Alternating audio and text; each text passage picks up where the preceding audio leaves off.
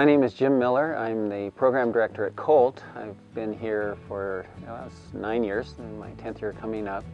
And Jamie's my boss, so I've gotten to know him quite well in his last 10 years. And the question I've always wanted to ask Jamie is that he grew up here. So his father and his mother started this lodge here, and as a little boy, all the way up through high school, he grew up here.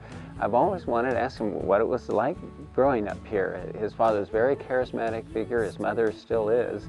I just wonder how he fit in, what things he learned from them, and what things he's taken from his father and mother and applied here to the lodge. But maybe more importantly, what was it like growing up? Looking back, I'd have to say it was an interesting background to grow up in such a world as here. My parents were certainly thinking outside the box in those days, and we spent a lot of days out here in the 60s when I was a small child. And you know, through that whole era, we had the draft dodgers and the hippies through, and you get exposed to all sorts of interesting people that had passions about what they were into at that point. So even though I wasn't really living that era, you know, being a youngster, I was certainly exposed to it, I think. And that's probably a characteristic all through my influential growing up years, is it's all the interesting people who are young adults or even older people that are have many interesting thoughts and discussions. And it was certainly an era of, you know, we used to have long, you know, interesting staff meetings discussing who knows what relative to what things were going. And they were always, you know, people were very passionate about what they believed in. And it was a cool era that way growing up, and I think that was a great influence for me.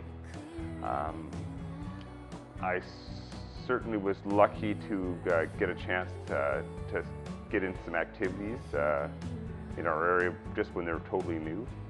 So I remember some of my early days, like maybe about, let's see, maybe 11 or something, started to learn to rock climb. And at that time you had one piece of climbing rope called gold line, which was hawser laid, so it was just braided rope and no gear, no harnesses, carabiners, anything else. So you tied the rope to the tree, and then you made a figure-8 loop, and you put it around your waist, and then you body belayed and tied a bowl on a coil on the other end, and you'd rock climb.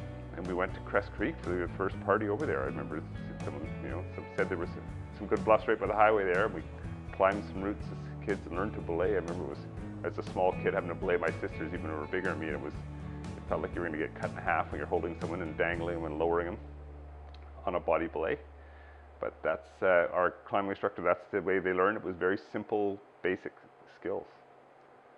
Paddling was also interesting, and it was you know, early days of all fiberglass stuff with very, you know, basic homemade fiberglass boats and homemade fiberglass paddles, and you know, it was very, very basic, the equipment. We had hockey helmets and you know, everything leaked a bit and made you itchy legs in the fiberglass when you paddle it and things, but it was fun. You could roll them still, and I think I was lucky to learn to kayak when I could get my balance being a little bit smaller, and then as it got a little bit bigger in those ages, you'd learn things really fast. So I was lucky to get in on learning to paddle in those early days and get an advantage in doing kayaking that, you know, you can carry over for years. So those exposures of interesting activities as they're just in the developmental sort of area was cool. And then the great personalities of so many people who were, you know, just so passionate in that era, and you know, they believed,